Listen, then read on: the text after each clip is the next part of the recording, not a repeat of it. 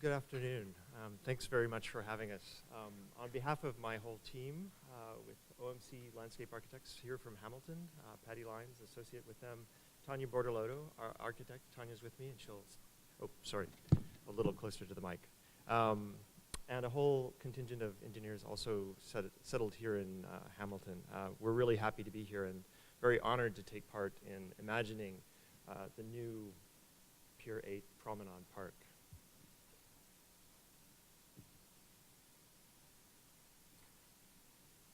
So starting from the pier itself, this is a placemaking exercise.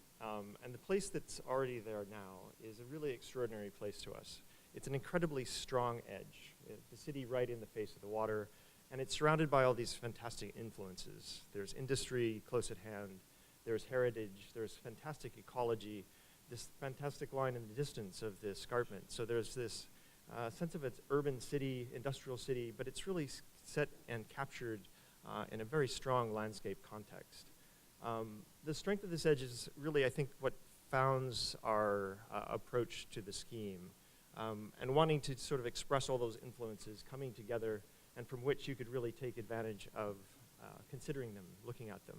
It's a promenade, so the real desire here is to walk around it. I apologize, these are kind of small in the board form, but to think about the pier park, the promenade, is really to think about the completion of Pier 8. And to think about Pier 8 is kind of the completion of the whole West Harbor. One of the kind of magical things I think that happens in this plan is that these circuits start to appear between walking the harbor front edge, but also looping through that central green space as part of the new development. We're thinking of our piece as kind of a completion of the Pier 8 program. So we got the roller rink and the restaurant and the new marina kind of extending that through this.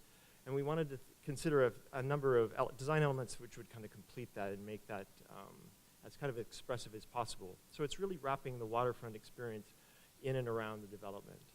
The promenade itself is taking advantage of that existing harbor edge. It's a working edge.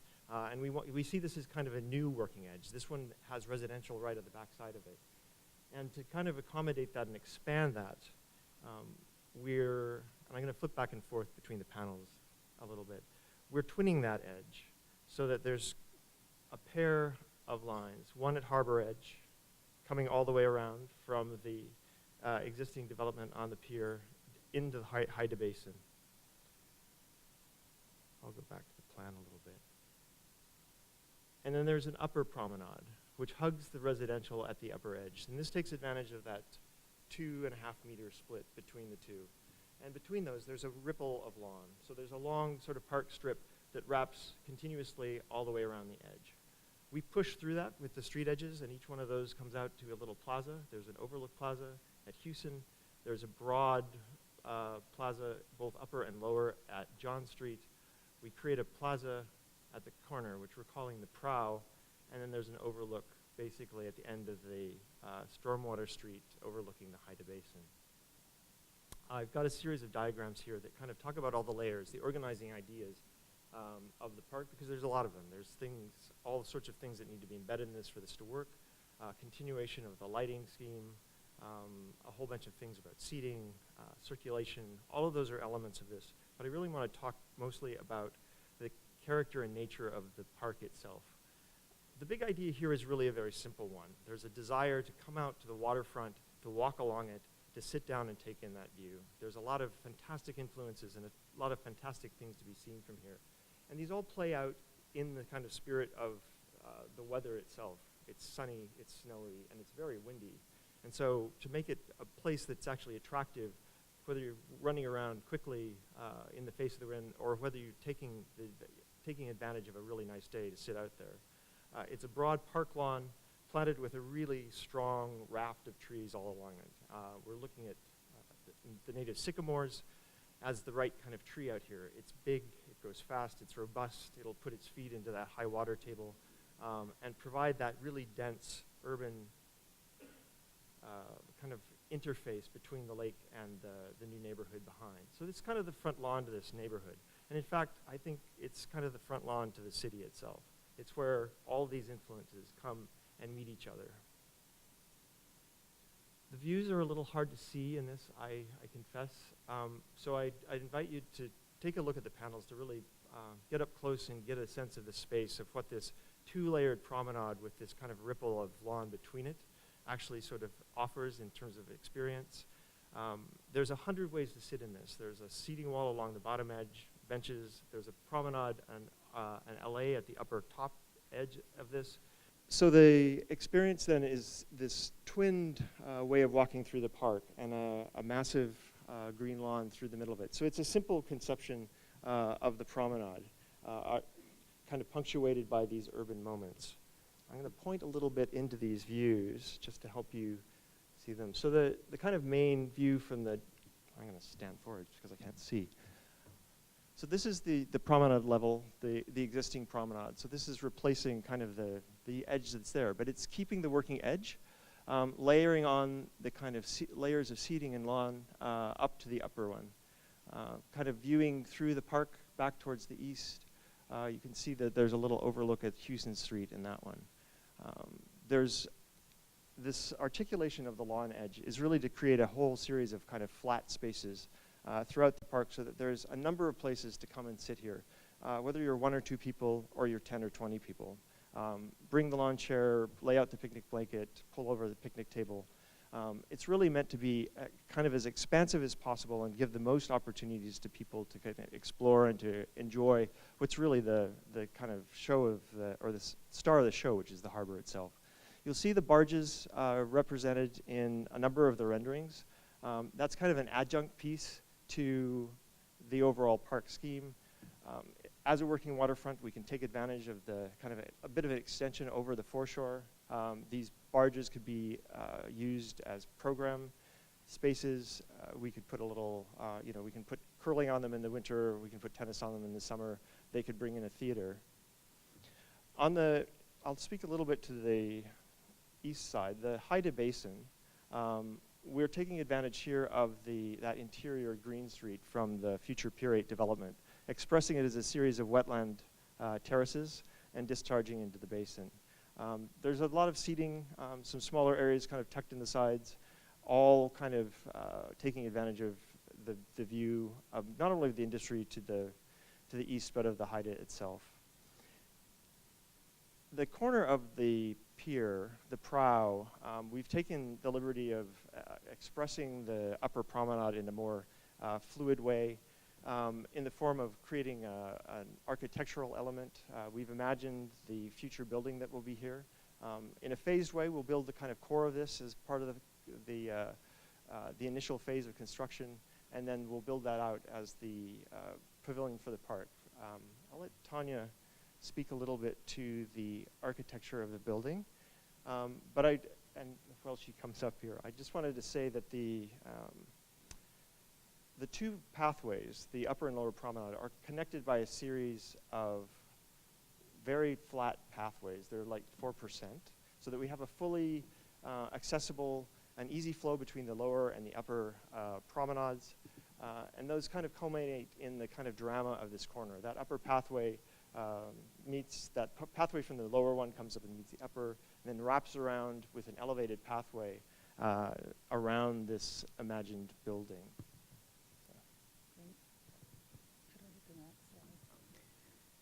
Thank you. This is such an exciting project. I grew up in Hamilton, and we have an office in Hamilton. So I'll just explain the architecture portion to you. There's a steel and glass beacon, which does many things. It's erected at the corner of the site, marking a special moment. It is fully integrated with the ribbon of pathways that turn the corner. So you can see here it jets up. It's made of glass and steel. Here's a view of the interior. And here's a view of it at the corner. 7 structural steel sections that are reminiscent of the steel that's found on the existing site suspend an elevated walkway to create a moment of pause, a reflection on the heritage of the city, and a shading device for those along the pier below. And you can see here the elevated walkway that wraps around the proposed cafe. The structural steel sections are enclosed by large expanses of glass to house a programmed cafe or exhibition space. It will also house the washrooms and storage space. The glazed cafe will maintain a generous amount of ambient daylight and provide a bright environment and patio space along the pier's edge. The elevated walkway peels away from the beacon, allowing sunlight to penetrate the pier and cafe patio below. So this, you can see here is from the interior of the cafe, the elevated walkway peels away from that, from the glazed area, and from the south, direct sunlight can come in and provide bright patio space below. It is also the structure for a waterfall, which is here. You can see there's a waterfall. So essentially, it's a beacon, a lantern, a cafe. It is the structure for the elevated walkway and a waterfall, all marking the special moment at that corner. Thank you. So just to speak a little bit about the topography here. At the corner, we pulled the upper grade proud of the pavilion to create basically a gravity-fed water wall, kind of reminiscent of the waterfalls in the area. So it's another one of the elements that kind of represent metaphors for the surrounding landscape. A very simple play feature in the sense that it's just a wet edge that drops a sheet of water below, allowing you to get behind it.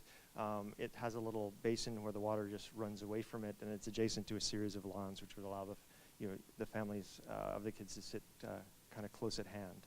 The last set of images here, just to kind of finish walking through the boards. On the right-hand side, there's a series of diagrammatic sections, all based on the bottom section, which is the kind of the general park section, the kind of rebuilt harbor wall with its broad promenade. It says the working waterfront access that it is. It's a little bit broader by about a meter here. Seat wall at the bottom, the kind of wave of the lawn that reaches up to the trees at the top, forming an alley against the neighborhood street or the residential buildings. And then there's a series of pathways, corten walls, and wrinkles in that lawn that provide that interface between the two pathways. So there's kind of a language of steel that weaves its way through this, one in corten in the landscape, but one which would probably be painted steel through the architecture and the shading elements. Maybe reminiscent of the passenger ferry language of the Great Lakes. So, and with that, I'd like to say thank you very much. It's been a real pleasure to imagine the new Pier 8. The question would be the building, is that within the budget or not? That's clearly outside the budget? So we phased the building into two pieces. There's a core building, and then there's a kind of more kind of elaborated building. So knowing that the building was going to come as a future structure, we basically prepared the park to build the prow of the upper walkway, including some space for storage and park services, and the basic elevated walkway. And then the structure of the lantern, the beacon, if you will, is that second building. But because we felt that it was so integral to make sure that it was part of the overall design, we went ahead and kind of imagined it as part of the scheme. Okay, so there will be a structure and footings and whatever for that future building, but there is a structure that is part of this elevated promenade. That's correct. As part of the base yeah, design. so there's some foundation shear walls and so forth that are actually embedded in that kind of, what would I call it? Kind of the promontory, if you will. So. Okay, thank you. Just following on that, I wanted to ask, do you have any ballpark figure on what you think that future building might cost? I think we've costed kind of the half of it. It's probably about another 2.5 to complete the top of the steel structure and the kind of enclosure. Our thought is that this is actually a very simple kind of, kind of sail-like building. That it would be actually we'll keep this as kind of a simple structure as possible, and that it's likely to be not necessarily a full-on cafe, but it might actually serve as a park concession. Mindful that we've got services on the opposite side of the pier as well. So this is really an ability to provide washrooms and some kind of park service on this side as well. Thank you. Anybody from the audience have any questions of clarification? Understand what's going on? Oh, wait, hold on a second. We need to record you. Here we go. So I was simply wondering about dusk and nighttime lighting. What do you envision for that? I'm not sure I'm seeing many, if any, structures of light? Yeah, so, and I think it's a little hard to see in the renderings at this scale, but what we've done is we've taken the existing West Harbor lighting, the marine style lighting, and run that across the entire front of the pier to tie this into what's already existing in the whole West Harbor. There's a second layer of lighting on the upper promenade that runs basically in parallel with that. So we're lighting the two main routes, and then there's pathway lighting for everything that connects. So there'll be safety level lighting throughout the entire park. And then we add some additional masts at the overlook, at the barge plaza, the kind of the broader programmable space, and the pavilion itself would have lighting.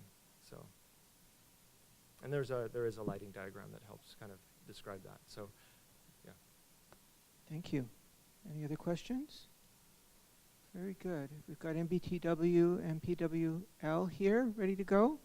Perfect. Thank you very much. All right, thank you.